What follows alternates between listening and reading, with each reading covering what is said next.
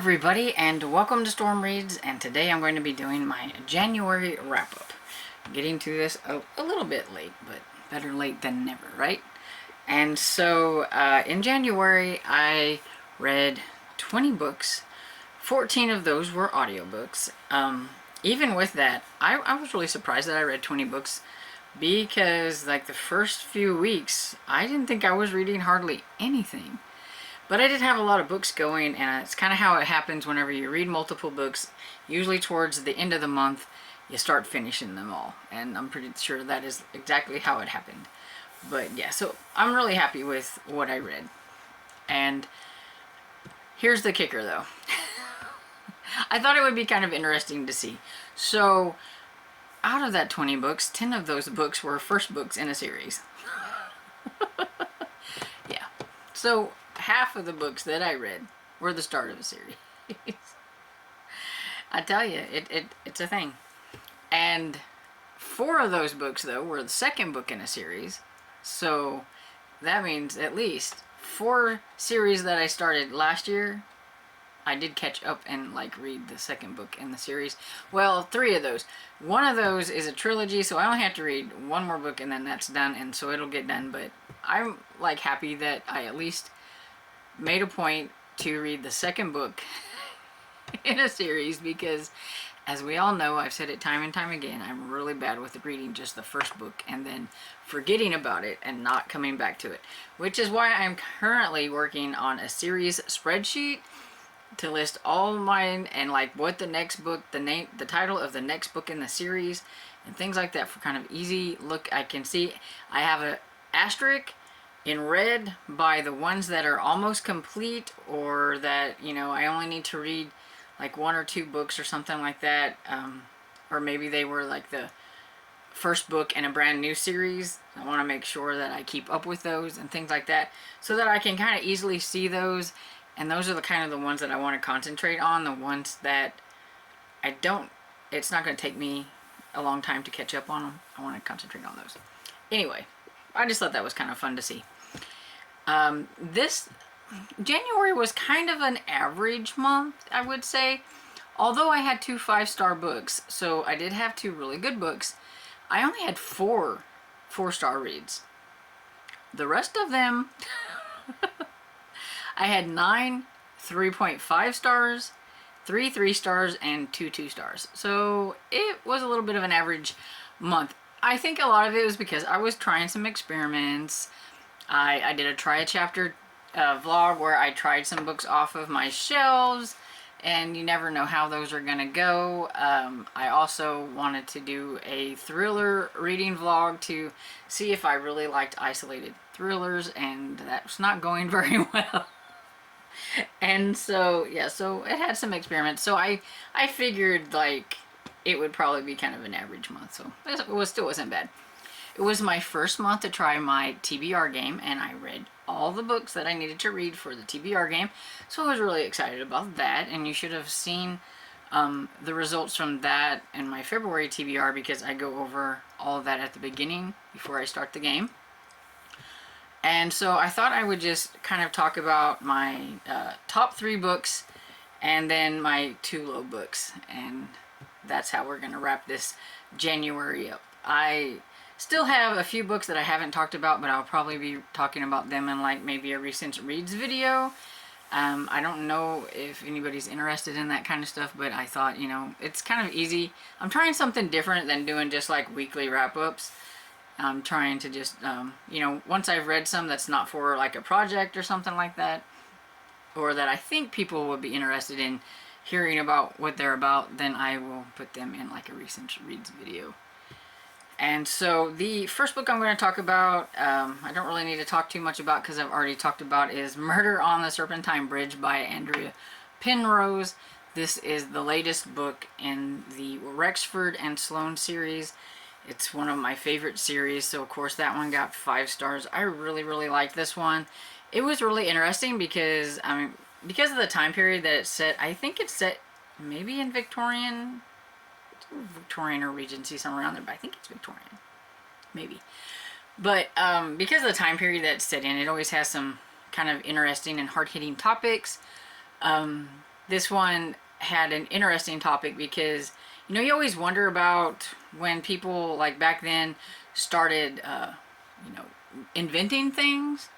And, you know, what if you invented something that you just didn't think people should have, or that the technology, maybe it was too advanced for people to have, or, you know, you just weren't sure if the government should have it or something like that, you know. And what happens with that kind of thing? Well, this is what it was. It was a weapons technology, like a gun that could strike more than once, you know. So like we have like those now that, you know, it can shoot multiple times, but, you know, back then that was something, you know, new.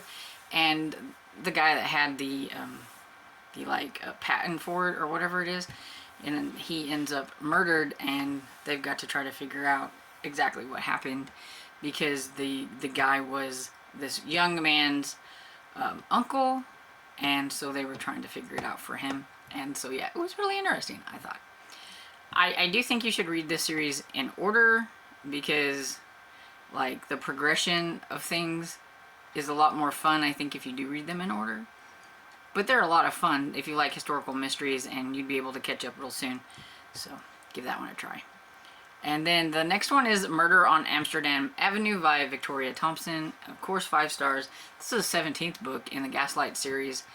I can see the light at the end of the tunnel, kind of. There are 26 books in this series, and by golly, I'm going to finish this series or catch up to it, because it's still going. Because one's coming out this year, but I'm going to catch up. Even though it's like my favorite series and I don't really want to catch up, I'm catching up. And I figured if I could at least put in 1 book a month, I can catch up. And so, yeah. I've probably talked about this one in some, I think in my wrap up for the TBR game, whenever I talked about February's TBR and I did the wrap up, I kind of talked about it.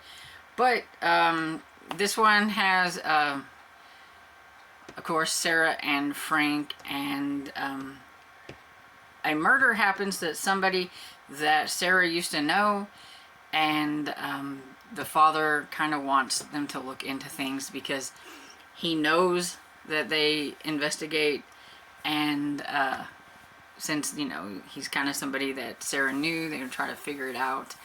And yeah, it was really interesting, because it was the guy was poisoned, but how was he poisoned? Who might have done it? You know, learning some things about people that you knew that you didn't really know because of some of the secrets and stuff like that. So it was kind of fun. It is in the Gaslight era time, so it does sometimes have some hard-hitting topics and things like that as well.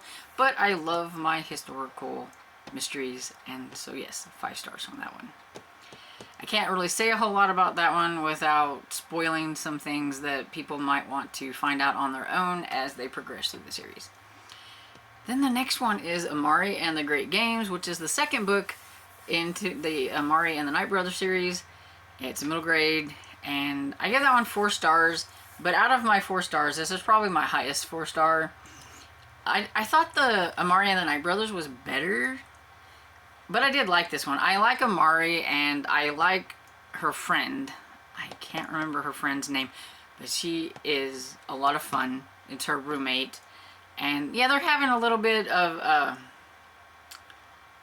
it's not like they're on the outs with each other. It's just that, you know, when you get a friend and something good happens for that friend, but it's also going to be kind of a bummer for you, how can you be happy for your friend and sad at the same time? And you don't want to be sad and make them sad, so you try to be really happy for them. Had some of that kind of stuff going on with them. And yeah, and it was a lot of fun. I was really excited for some things that happened to the roommate towards the end. That was a lot of fun. I kind of had I kind of suspected it might, so it was kind of fun. I think why I didn't give this a higher rating is because I was thinking that the games were going to be a little bit more than what they were. And yeah, I was a little bummed about how the games went and everything. And it's hard to like say without spoiling something. But yeah, I really thought, you know, since sounds like that's what it's going to be mostly about, that, I don't know, there would be a bigger emphasis on the games, and it would be more spectacular maybe, I guess, and it wasn't. But overall, I did like it. It did leave you on a little bit of a cliffhanger, and so he best be writing a new one because I need it. But other than that, yeah, I liked it. And my lows, I'm pretty sure most people know what those are too. And my lows was both thrillers, isolated thrillers. We have No Accident by Laura Bates, which really wasn't thrilling at all. I didn't really find it to be thrilling. I would think of it more of a isolated mystery, not a thriller. And there was no like high stakes really, except for the fact that they're stranded on a deserted island. But the things that were happening, like these accidents that were happening, there was nothing that was ever really too high stakes about it. Like nobody dies, nothing. I mean, and then when you find out why, it was just a little lame, I thought. But it was a young adult thriller, and so I don't know, some others might enjoy it more than I did. And then my big letdown, I think, is the big hyped book of last year, which was Daisy Darker by Alice Feeney. I just didn't like it. I didn't like how it ended. It was very slow for me, but I can see the appeal for other people. I think that if you like how it ends, then you'll like the book. I really think it hinges on the whether you're going to like how it ends. And of course, you can't really say anything about that because you would spoil things, but I just didn't like the ending, and I just thought it was a bit of a cop-out, I guess. I don't know. I did figure some certain things out because it does really follow like a very and then there were none vibe, and so I kind of guessed a few things because of that. And so maybe some people don't guess that kind of stuff and they would find that to be interesting and everything, but the family was very despicable. I didn't really like them. They're very unlikable. And I know some people, they like it when their characters are all like that. But yeah, whoever dies, I didn't really care, and I didn't think a lot of people, died really, so it was like, that's it, But it was a small group of people, so I mean, they couldn't kill them all off or there would be nothing there, but I don't know. Overall, it just didn't do it for me. So, but I can see how other people are really liking it. And that's just my thing. I'm trying to read more thriller to find out what I like in thrillers, or do I just like the concept of thrillers, but I don't really necessarily like them. That's what this year is about. I'm wanting to read a lot of thrillers this year so that I can figure out what type of thriller do I really like, or do I just like the idea of them and they sound good, but I don't like the execution of them. We'll see. And so yeah, that's pretty much it for my January wrap-up. Have you read any of these books? Let me know what you thought about them down in the comments, especially Daisy Darker. If you've read Daisy Darker, let me know if you really liked it or if you didn't like it like me. I'm curious to see. I know a lot of people that really, really love it, and I haven't really seen a lot of people that didn't, so I'm curious. And so I hope you enjoyed this video, and if you did, please give it a thumbs up and subscribe, and I'll see you all in the next video. Bye.